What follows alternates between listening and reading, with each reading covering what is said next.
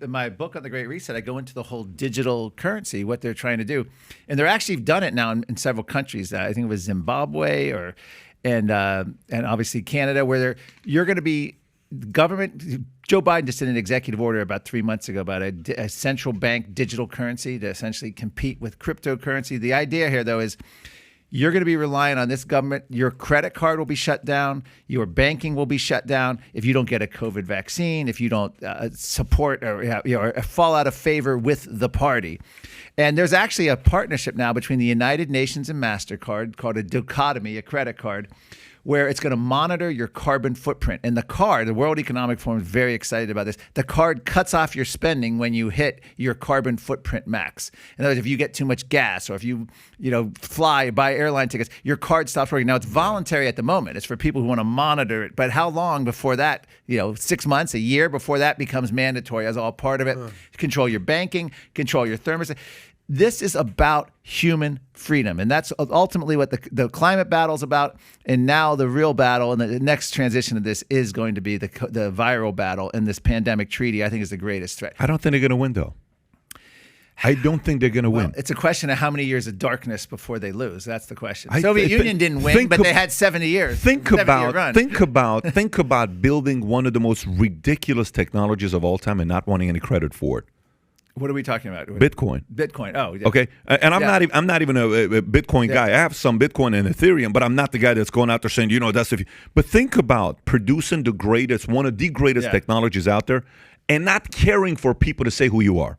Like, think about that. You're talking about Satoshi. Yeah. Whoever the Satoshi Nakamoto is, right? Like, how some people write these books that's not their name. What do they call it? There's a word for it. Pseudonym. What is it called? Pseudonym, right? And eventually what comes out? Yeah, I wrote that book. It was really me that wrote that book, right? This guy still has not come out. So how do you process that? Here's how I process that. For you to produce something like that, where you create a revolution in the world, essentially, because governments are buying, everybody's talking about this Bitcoin thing, and you're sitting there. Imagine him on the, sitting in his living room and he's watching and saying, yeah, okay. You know what? I should come out and tell the world I built it. I bet I'm going to get more girls. I bet I'm going to get more this. I bet I'm going to get more respect. I should go out there and say, nah, I really don't give a shit.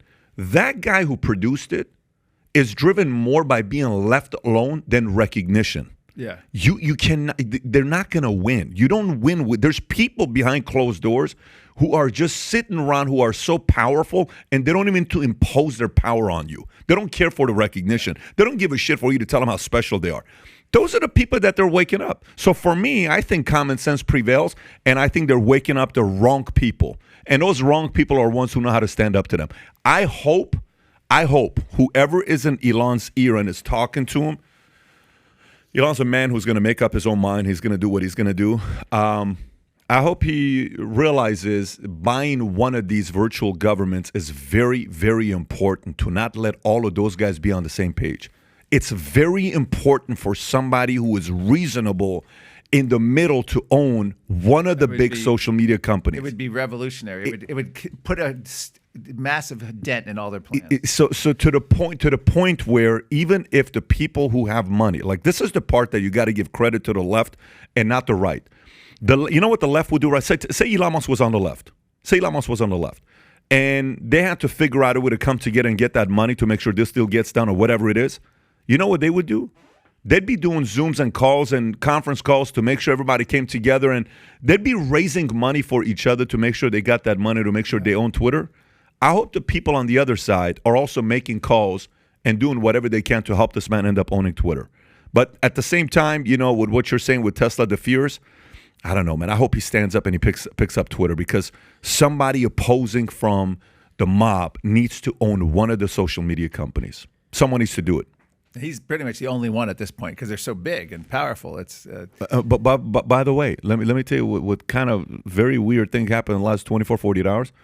Kind of like the fact that Bezos kind of threw himself out there. Maybe Bezos is sitting there saying, shit, I'm not as loved as Musk is because I'm playing it so damn safe. Well, you know what? I'm the new rebel and I'm the new guy. You know what? Screw this shit of trying to be the Mr. Nice Guy worth $300 billion. And you know what? Forget about it. I'm in the game of recreating myself. I'm about to show you guys what I'm really all about. And I'm going to push my weight as well. I hope that backbone comes out. But, You're just hoping when that backbone comes out, people are not bought on the back end or afraid of all these other fears that people are going to bring. So if you like this clip and you want to watch another one, click right here. And if you want to watch the entire podcast, click right here.